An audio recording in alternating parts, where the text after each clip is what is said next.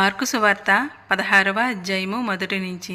విశ్రాంతి దినము గడిచిపోగానే మగ్దలేని మరియయు, యాకోబు తల్లి అయిన మరియయు, సలోమియు వచ్చి ఆయనకు పూయవలెనని సుగంధ ద్రవ్యములు కొనిరి. వారు ఆదివారమున పెందలకాడ లేచి బయలుదేరి సూర్యోదయమైనప్పుడు సమాధి యొద్దకు వచ్చిచుండగా, సమాధి ద్వారము నుండి మన కొరకు ఆ రాయి ఎవడు పొర్లించినని ఒకరితో ఒకరు చెప్పుకొనుచుండిరి.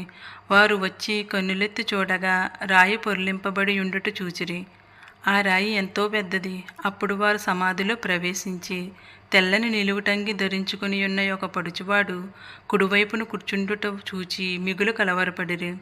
అందుకతడు, కలవరపడుకుడి, సిలువ వేయబడిన నజరేయుడగు యేసును మీరు వెతుకుచున్నారు. ఆయన లేచి ఉన్నాడు, ఇక్కడ లేడు. వారు ఆయనను ఉంచిన స్థలము చూడుడి. మీరు వెళ్ళి ఆయన మీకంటే ముందుగా గలిలయలోనికి వెళ్ళుచున్నాడనియు, ఆయన మీతో చెప్పినట్టు అక్కడ మీరు ఆయనను చూతురనియు ఆయన శిష్యులతోనూ పేతురుతోనూ చెప్పుడెనను. వారు బయటకు వచ్చి విస్మయము నొంది వణుకుచు సమాధి యొద్ద నుండి పారిపోయిరి. వారు భయపడినందున ఎవనితోనూ ఏమీ చెప్పలేదు. ఆదివారము తెల్లవారినప్పుడు యేసు లేచి తాను 7 దయ్యములను వెళ్ళగొట్టిన మగ్దలేని మరియకు మొదట కనబడెను.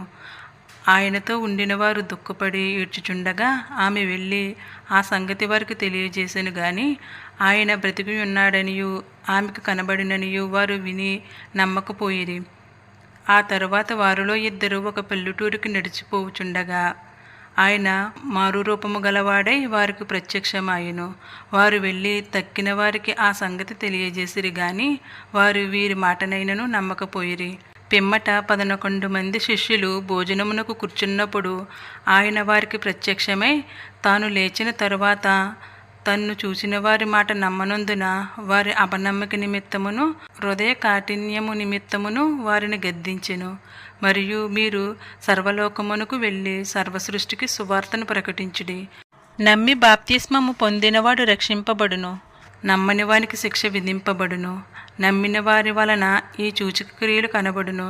ఏవనగా నా నామమున దయ్యములను వెళ్ళగొట్టుదురు, క్రొత్త భాషలో మాట్లాడుదురు, పాములను ఎత్తి పట్టుకుందురు, మరణకరమైనది ఏది త్రాగినను అది వారికి హాని చేయదు. రోగుల మీద చేతులుంచినప్పుడు వారి స్వస్థత నొందుదురని వారితో చెప్పెను. ఇలాగు ప్రభువైన యేసు వారితో మాట్లాడిన తరువాత పరలోకమునకు చేర్చుకొనబడి దేవుని కుడిపార్శ్వమున ఆసీనుడయ్యెను. వారు బయలుదేరి వాక్యమంతటా ప్రకటించిరి. ప్రభువు వారికి సహకారుడై ఉండి వెనువెంట జరుగుచూ వచ్చిన సూచక క్రియల వలన వాక్యమును స్థిరపరచుచుండెను. ఆమేన్. ఈ వాక్యం మీ అందరి హృదయాల్లో ఫలించునుగాక. ఈ వాక్యం ప్రతి ఒక్కరికి నా హృదయపూర్వక వందనాలండి.